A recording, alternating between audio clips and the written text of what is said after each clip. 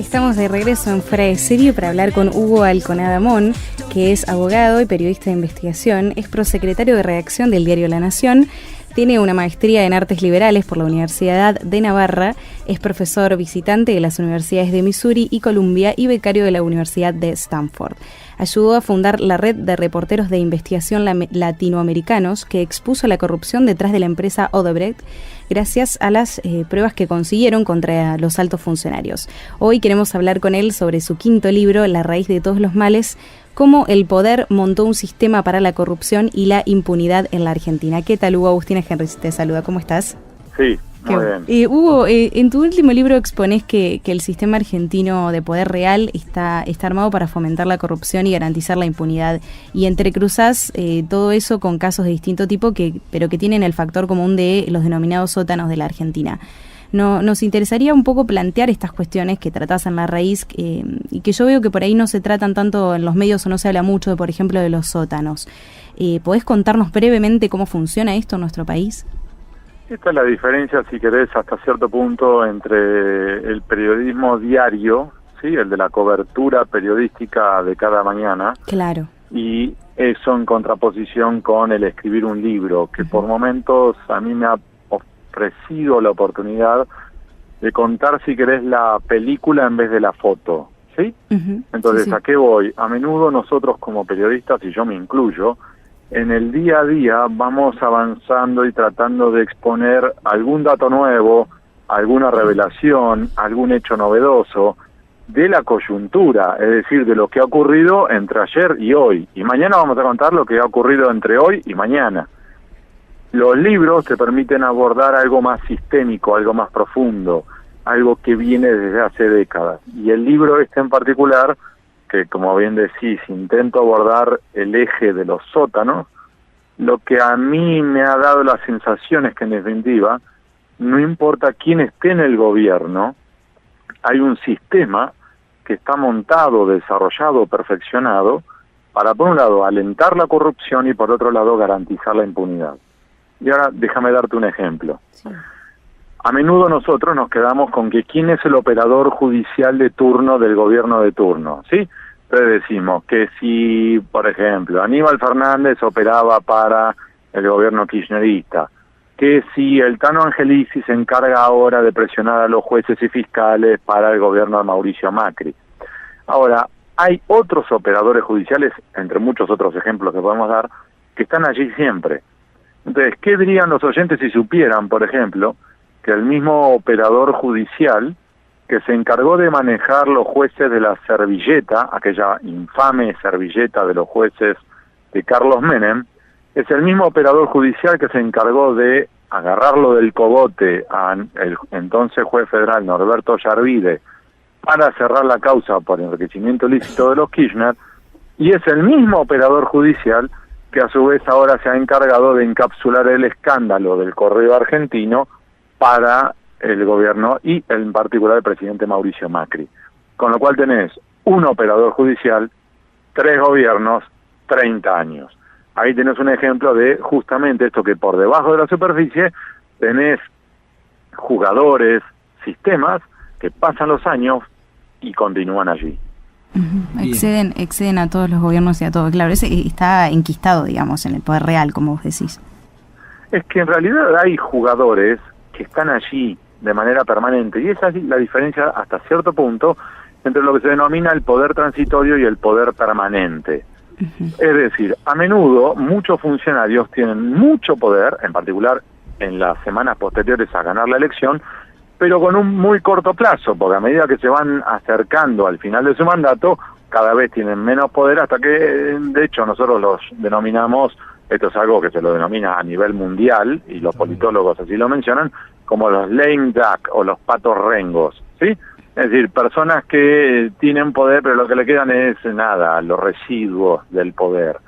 Mientras que tenés otros jugadores que tienen quizás menos poder específico en un momento dado, pero están allí durante 20, 30, 40, 50 años. Ejemplos. ¿Hace cuánto que venimos hablando de Hugo Moyano? ¿20 años? Sí, ¿30 años? Sí, tranquilo. ¿Hace cuánto que venimos hablando de Paolo Roca? 50 años. Aldo Rollo, 40 años. Elegí vos, banqueros, Jorge Brito, 20 años, 25 años. Vos podés decir, mira, Jorge Brito, Roca, Moyano o quien quieras, por ahí tienen menos poder que Cristina Fernández de Kirchner cuando Cristina Fernández de Kirchner ganó en 2011 con el 54% de los votos. Pero luego, Cristina, cuando se fue del poder, ya casi no tenía poder, y ellos continuaban siendo recibidos como grandes señores en los despachos públicos, ¿o no? Claro. Entonces, así como estos son los rostros visibles, hay otros rostros que no son tan visibles, los operadores judiciales, los agentes de inteligencia, muchos dueños de medios, que están allí, son parte de ese poder permanente y en ocasiones se suman en un enjuague de operaciones políticas, judiciales, mediáticas, tratando de garantizar la impunidad, jugar contra otros factores de poder y demás. Eso es lo que intento exponer en este libro, es decir, que hay un poder que incluye a jueces, a fiscales, por supuesto que a políticos, también a empresarios, a sindicalistas, a policías, a gente de inteligencia, dueños de medios, periodistas, que entre sí se van retroalimentando, se van favoreciendo entre ellos en una dinámica de poder, corrupción e impunidad. Hugo, ¿qué tal? Gracias por estar en Fuera de Serie. Baltasar Schubert te saluda. Un gusto. ¿Qué tal? Buenas tardes. Hugo, en las últimas semanas vimos a 3 tribunales intentando pasarse las causas de Cristina y sus exfuncionarios como si fuera una papa caliente. ¿Te parece que estamos viendo una tendencia a una justicia realmente independiente, que va a haber un cambio como en Italia con el Manipulite, o no va a haber una cuestión de fondo diferente a la que vivimos? Es un buen punto, y en esto no quiero ser taxativo, porque como suele ocurrir cuando somos generalizadores, por lo general somos injustos, ¿sí? Porque cada caso es distinto, hay jueces y fiscales muy dignos y muy honestos, y hay otros jueces y fiscales que no deberían estar en sus cargos, ¿sí? Dicho eso, a su vez, sí lo que vamos observando es que el gobierno de Cambiemos ha perdido una oportunidad de realmente modificar la dinámica de los tribunales, sin intervenir en los casos particulares. El gobierno de Cambiemos prometió cambios.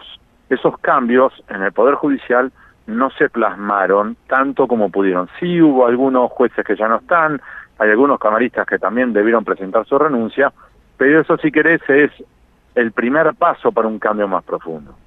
Y ahora voy al punto específico.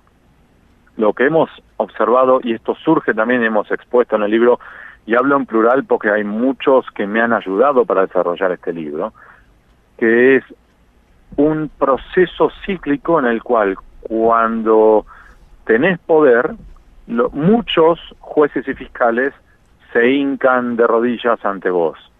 Y por el contrario, cuando dejás de tener poder, te patean la cabeza. Y esto, insisto, al igual que con los operadores judiciales, esto excede un gobierno. Ocurrió con el gobierno de Menem, ocurrió con el gobierno de los Kirchner y está ocurriendo ahora.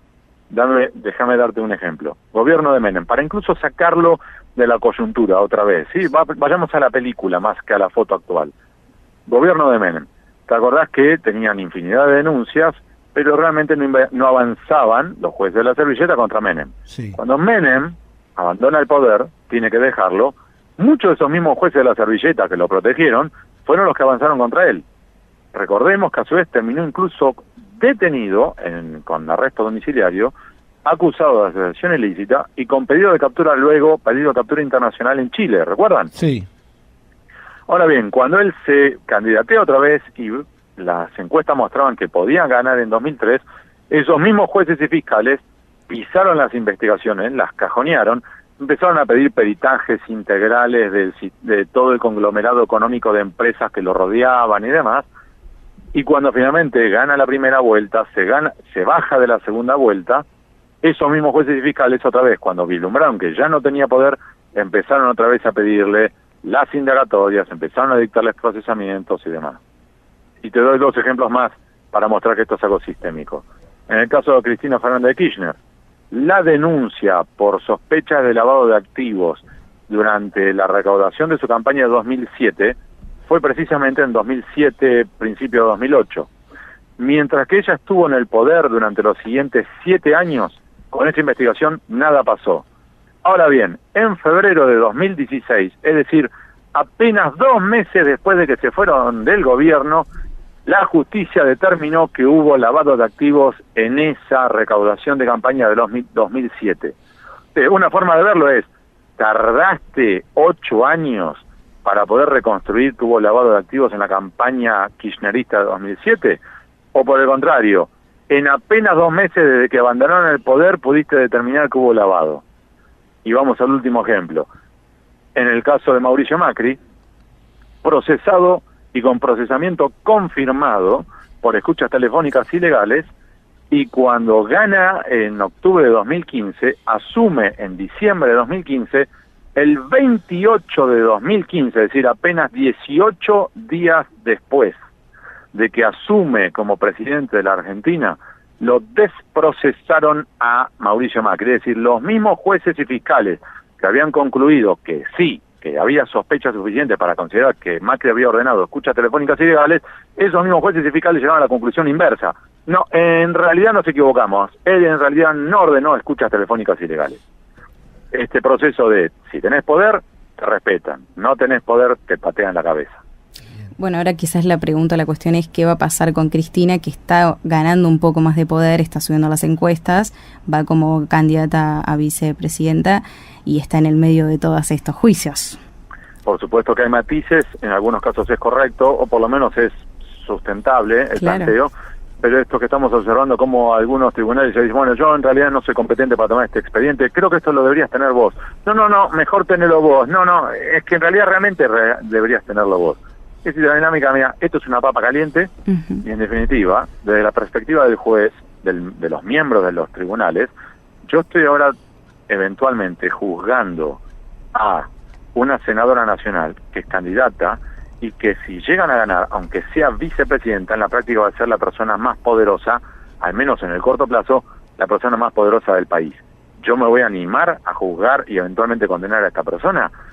¿Por qué no lo juzga a otra persona? Mejor que lo analice otro. Yo esto no lo quiero. Entonces, este proceso es habitual, insisto, excede a un gobierno, es una dinámica, un proceso, un sistema que está desarrollado de ese modo. Y, por ejemplo, las últimas declaraciones de Lázaro Báez que reconoce no haber sido dueño, digamos, de los bienes, ¿puede cambiar en algo la situación procesal de Cristina? No. A ver, vamos por partes.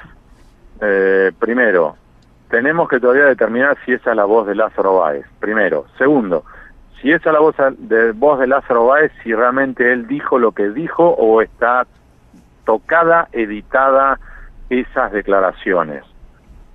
Tercero, a su vez, si realmente Lázaro Báez y realmente dijo lo que parece que dijo, a su vez hay que determinar si esta escucha telefónica fue legal o ilegal. Y solo entonces se podría tomar en un expediente para, a su vez, con esa escucha telefónica no alcanza. Vos tenés que encontrar evidencias complementarias que convaliden lo que aparece en esa escucha telefónica. Y ahora voy punto por punto de esto que te acabo de plantear. Primero, ¿por qué? Porque no tenemos certeza de que haya sido Lázaro Báez. Segundo, puede haber sido editada. Les recuerdo que ya editó la CIDE unas grabaciones de Lázaro Báez en la cual le hicieron decir a Lázaro Báez, en un supuesto audio que resultó ser falso y ya está aprobado por la justicia, de que estuvieron hablando de cómo habían arreglado para que el juez federal, Sebastián Casanello, se reuniera en la Quinta de Olivos con Cristina Fernández de Kirchner. Esto, a su vez, primero, se determinó que ese audio no existe. Segundo, que fue una compaginación hecha por la CIDE. Tercero, que Casanello nunca estuvo en la Quinta de Olivos y que, en definitiva, lo que fue una jugada de la CIDE que intentaron desplazarlo a Casanello de una investigación judicial. Todo esto está propagado en la justicia a tal punto que incluso el abogado que estuvo armando todo esto está ahora con procesamiento por precisamente cometer estos delitos, ¿sí? 4, porque además unas escuchas telefónicas hay que ver cómo lo dijo, si lo dijo de manera irónica o no lo dijo de manera irónica, y supongamos ahora, en una conversación telefónica como esta que estamos manteniendo, si yo ahora les digo a ustedes, supongamos, que yo estoy tomando un daiquiri en este momento con Mauricio Macri, que está callado al lado mío, en el despacho presidencial. Ustedes me graban, en efecto yo dije esto, y yo no estoy ni tomando un daiquiri, no estoy con Macri y no estoy en el despacho presidencial. Estoy en este momento sentado en mi auto a la vera de la entrada a la autopista La Plata-Buenos Aires. Ahora, se los digo yo, pero ustedes tienen que determinarlo. Ustedes deberían, con esa escucha telefónica, a su vez, determinar, ¿estuvo realmente Alconada tomando daiquiri? ¿Estuvo Alconada realmente sentado en el despacho presidencial?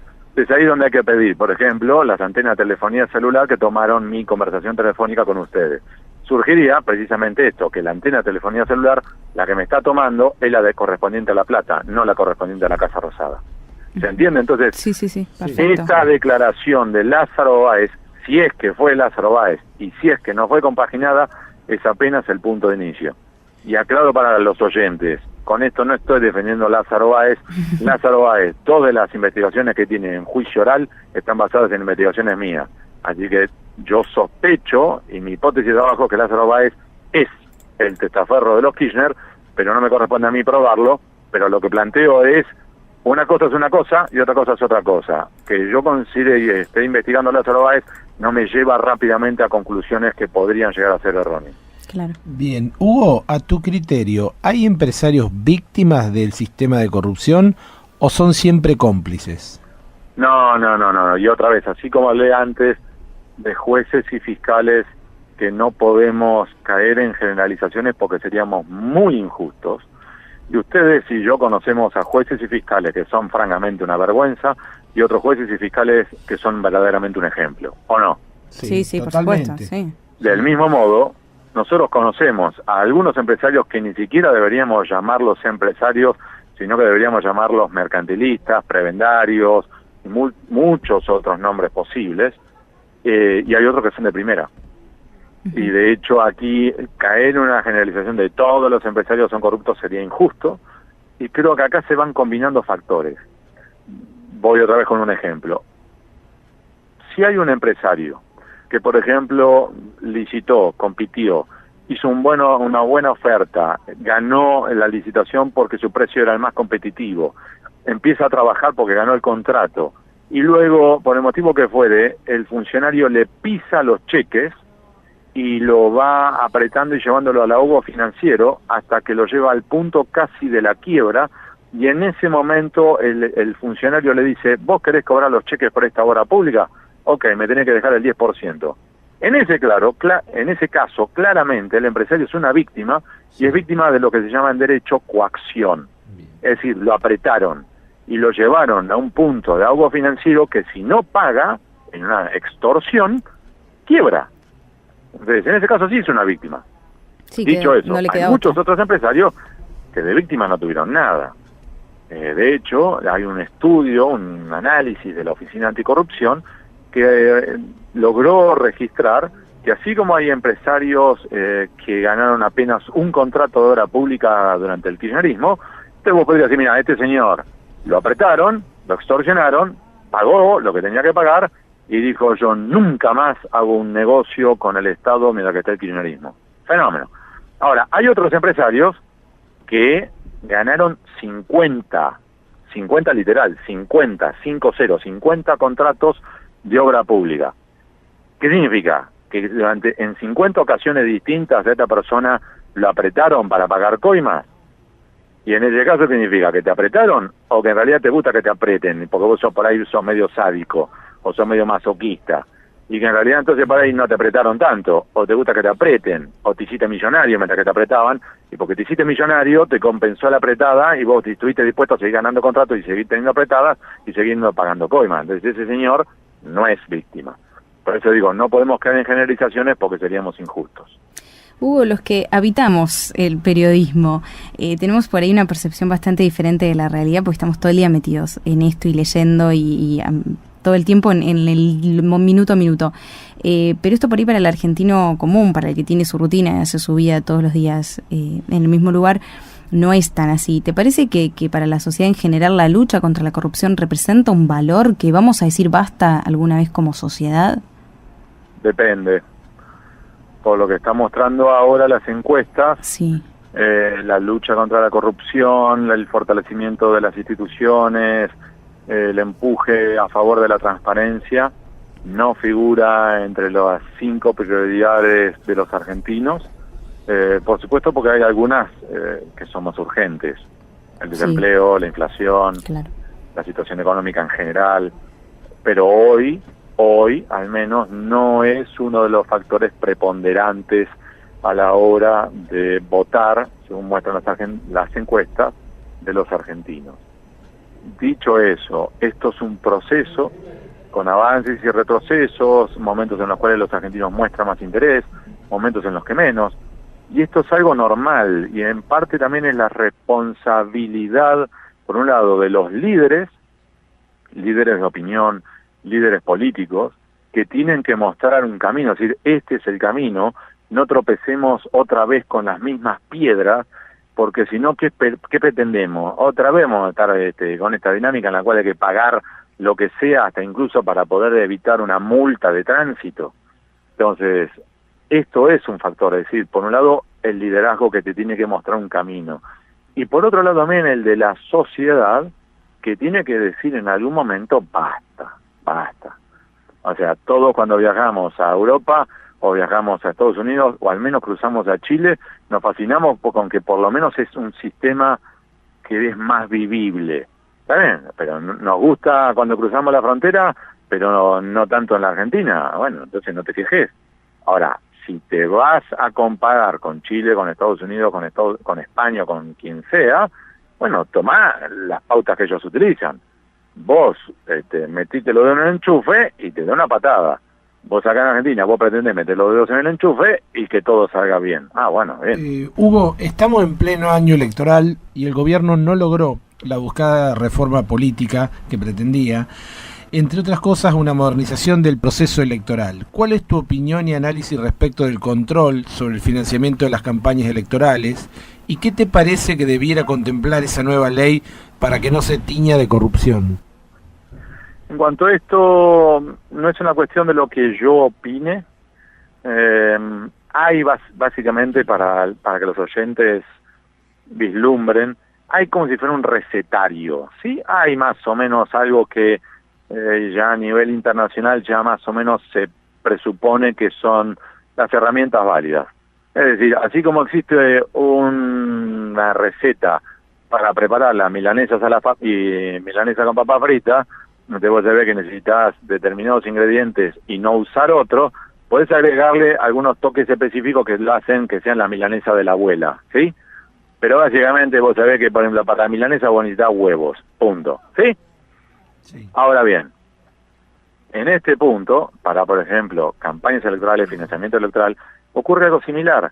Es decir, hay un recetario, y ese recetario incluye, por ejemplo, el terminar con esta locura que tenemos en la Argentina, de que cada uno tiene sus boletas electorales. ¿Por qué?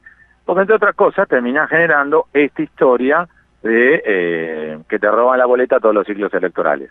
Entonces, a nivel mundial, se calcula que vos necesitas más o menos imprimir 1.3 boletas electorales por votantes. En la Argentina necesitas 5. ¿Por qué? Porque te las roban. Entonces, después ya tenés en el recetario, podés ir por la boleta única o podés ir por el voto electrónico. Te puede gustar una opción, te puede gustar otra opción. Te puedo decir los argumentos a favor de una, a favor de la otra. Pero eso como un ejemplo. Segundo, que también vos tenés que la Dirección Nacional Electoral, que es el órgano que se encarga de coordinar y llevar adelante todos los procesos electorales, te recomiendan que no tiene que estar bajo la órbita del Poder Ejecutivo. Acá en la Argentina depende del Ministerio del Interior, que es parte del Poder Ejecutivo. Y eso nos ha llevado en distintos años, de distintos ciclos electorales, de distintos gobiernos, a que cada gobierno quiere manejar el ciclo electoral según su conveniencia, ¿sí? Y así te puedo dar distintos ejemplos de cómo el recetario a nivel mundial te da algunas cosas que hasta son, si querés, obvias. Si vos tenés un partido que es gobernante y ese partido quiere competir, por ejemplo, por la reelección, ese partido a su vez no puede encargarse de las elecciones, porque en definitiva podés correr el riesgo que sea juez y árbitro, que tenga la sartén por el mango. La sartén la tiene que tener otro, sea la justicia electoral u otros. Esto es una obviedad. En la Argentina aún así mantenemos la Dirección Nacional Electoral bajo la órbita del Poder Ejecutivo. Por último, Hugo, y agradeciéndote enormemente el tiempo, tengo una pregunta de curiosidad. ¿Qué pensás de Durán Barba? ¿Qué te inspira o qué no te inspira? Durán Barba, al igual que muchos otros expertos electorales, son, si querés, ¿cómo definírtelos? Son ejecutores de ideas ajenas. En realidad ellos son ejecutores, son como, hasta cierto punto, conductores de autos. Que vos le podés decir, mira, yo quiero ir a este destino. Luego está en vos, como pasajero, como candidato, decir, mira, quiero seguir este camino o este camino. ¿Cuál me recomendás? Y el experto electoral, Durán Barba y otros, te pueden decir, mira, para mí el mejor camino es este, y porque con esto vamos a evitar estos problemas, y vamos a evitar este corte de tráfico, y además escuché por la radio tal o cual cosa. Fenómeno. Pero en realidad, el que tiene la última decisión, el que toma la última medida, siempre es el candidato. Entonces, Durán Barba, en la práctica, no termina siendo más que el ejecutor de las políticas dispuestas por Mauricio Macri o quien fuere. Y ahora, otra vez, voy más allá de Durán Barba, voy más allá de los expertos que asesoran a el kirchnerismo o en su momento a Menem. La verdad es que en su momento estaban acá Dick Morris y James Carville con Dualde. ¿Recuerdan toda esa historia? Sí. En definitiva, son simplemente ejecutores de ideas ajenas. Si, por ejemplo, un asesor electoral quiere hacer campaña negativa y el candidato le dice, no, yo no estoy dispuesto a meterme en ese barrial, el experto electoral no lo va a hacer. Si por el contrario vos tenés un candidato como, saquémoslo de incluso de la Argentina, como Richard Nixon, que era un delincuente, y sí, vas a tener escuchas telefónicas ilegales, vas a tener de todo. Prepárate, agarrate. Y yo creo que además, vuelvo al punto anterior, acá también es en parte la responsabilidad de los ciudadanos. Este año nosotros vamos a afrontar una campaña electoral que, por lo que estamos vislumbrando, puede llegar a ser muy sucia, realmente sucia, un verdadero asco, con desde fake news, que es lo que nosotros ahora le decimos fake news porque parece fashion, pero antes les recuerdan, nosotros le decíamos pescado podrido, operetas y demás, ¿recuerdan? Sí, perfectamente. Y en ese sentido, lo que estamos vislumbrando, a partir de las experiencias previas del Brexit en el Reino Unido, de Colombia con el referéndum por el Tratado de Paz con las FARC, o en Estados Unidos por la competencia entre Hillary y Trump, o en Brasil con la elección de Bolsonaro, es que vamos a estar observando una guerra de guerrillas, de suciedad, que no va a ser, reitero esto, no va a ser por los medios de comunicación tradicionales, no van a tratar de hacer operetas a través de Facebook o Twitter. ¿Sí? ¿Por qué? Porque eso está por arriba de la superficie y nosotros periodistas podemos ver esas operetas y decir, miren, ustedes ahora por radio pueden decir, miren, está circulando por Facebook tal versión, eso es falso, por esto. En cada uno de estos países que yo mencioné antes, el Reino Unido, Estados Unidos, Colombia y Brasil por último, y ahora corremos el riesgo en la Argentina, es que la suciedad circule por WhatsApp. ¿Por qué? Porque solo de manera casual, porque algún colega, algún amigo te lo mandó, esto termina en las manos de los periodistas. Y ahora díganme ustedes dos, ustedes en las últimas semanas, ¿no recibieron fruta y verdura a través de WhatsApp versiones disparatadas sobre distintas personas? Sí. Bueno, eso es parte de un proceso de campaña sucia.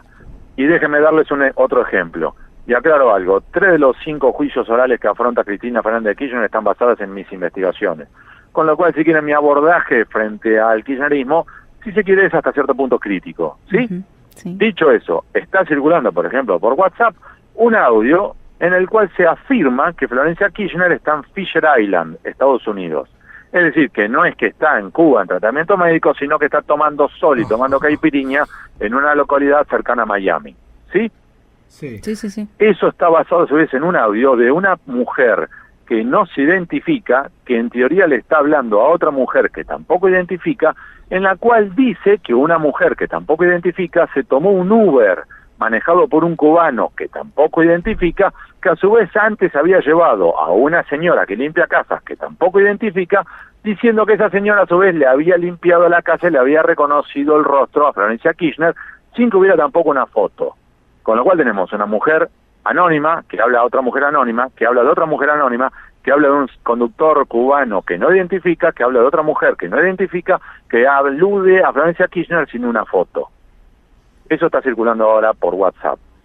Y ahí está la responsabilidad en realidad de nosotros, y hablo de los oyentes también, de todos nosotros, de pensar antes de hacer circular este tipo de porquerías. Tal cual. Bien, Hugo, la última consulta realmente es muy interesante, estamos escuchando atentamente lo que decís y por supuesto a nuestros oyentes. ¿Qué te pasó a vos en lo personal cuando en un momento muy complicado de los últimos años del gobierno kirchnerista era objeto de difamación, estabas en 678 criticado por este aparato de propaganda y sobre todo, vos bien lo decís, de 5 investigaciones judiciales contra Cristina, en 3 de alguna manera interveniste, digamos, ¿tuviste miedo en algún momento, viviste momentos de tensión? Sí, a ver, no es algo de lo que igual me guste hablar por una cuestión de... No me gusta cuando los periodistas estamos como en el candelero y buscamos protagonismo. Sí te puedo decir que he recibido amenazas, que pusieron mi rostro en 678, que he tenido comunicados acusándome de maniobra desestabilizadora del Estado Nacional y sus instituciones, que es el paso previo a acusarme de traición a la patria, que me han dedicado cadenas nacionales para acusarme de barbaridades falsas, y no la pasé bien.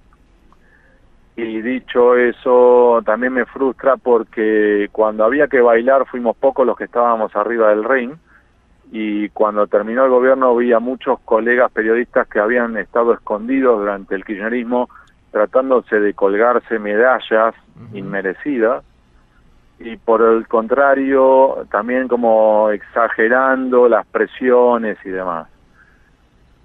Y en esto tampoco es que me la dé de nada raro, creo que son las reglas del juego. Sí. Y no es que con esto tampoco lo trate de desdramatizar, pero también hay que ponerlo en el contexto. Y el contexto es, si yo hago lo que hago y me dedico a lo que me dedico, ¿qué pretendo? ¿Un beso, un abrazo y una flor? ¿Qué pretendo? ¿Que cuando yo publique aquellas personas sobre las cuales he escrito me llamen para agradecerme? Si tengo gente que está detenida y condenada por mis investigaciones. Sí, y la gente, obviamente que no piensan demasiado lindo ni de mí ni de mi familia. Son las reglas del juego. Bien. Entonces no lo dramatizo ni tampoco lo desdramatizo. Si jugás al fútbol y alguna patada te vas a comer. Tal cual, como en todo. Hugo, gracias por tu tiempo de hoy y sobre todo por tu labor periodística. Muchísimas gracias a ustedes por el tiempo y la oportunidad de explayarme, porque esto no es habitual. Un gusto, tal cual. Gracias, Hugo. Hablábamos con el señor Hugo Alconada Amón, que es abogado, periodista de investigación y prosecretario de redacción del Diario de la Nación. Pues es falta que el sistema de corrupción deja atrás, por supuesto, los ideales del bien común y el interés general para privilegiar los intereses corporativos o incluso el famoso sálvese quien pueda. Pero te doy más datos.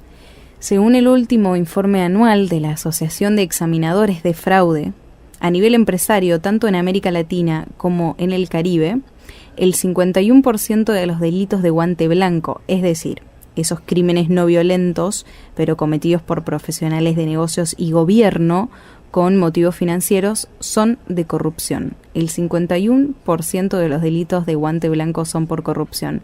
Y además, dice la Asociación de Examinadores de Fraude, que las empresas pagan un promedio de $100.000 por lograr algo a cambio. La Argentina, que ostenta el 7º lugar en el país que cuenta con más cuentas, valga la redundancia, secretas en Suiza, llegó a ese equilibrio corrupto sobre el cual alertó hace más de 20 años el estudioso del fenómeno de la corrupción Robert Glitgard.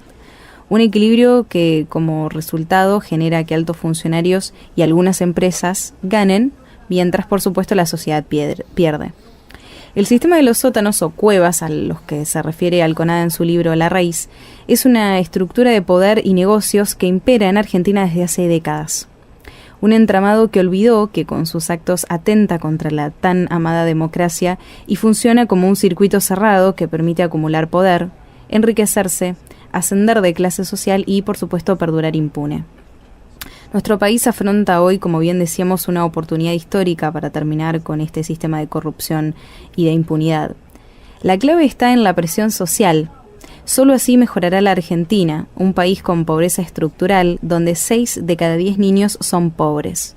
Esta es una cita en la que coinciden los protagonistas de dos de las grandes investigaciones contra los sótanos del último siglo, que son la del Lava Jato en Brasil y la del Manipulite en Italia. Tanto Brasil como Italia, cuenta Alconada en su libro, muestran que es posible enfrentar sistemas corruptos y que no se necesitan salvadores mesiánicos, soluciones mágicas, ni tampoco inventar la rueda. Basta con aplicar las mismas recetas que funcionaron en esos y otros países sin retoques a la criolla, como muchas veces decimos en Fuera de Serie con las recetas económicas de nuestros países vecinos, que por qué funcionan allá y no acá. En fin, estamos atrapados por un sistema. Vivimos en el sótano de la Argentina y es esa la raíz de todos los males, dice Hugo Alconada. Y nada va a cambiar mientras los argentinos, nosotros, cada uno de nosotros, no queramos que eso cambie. Mientras no ejerzamos la presión social necesaria y digamos basta de una vez por todas.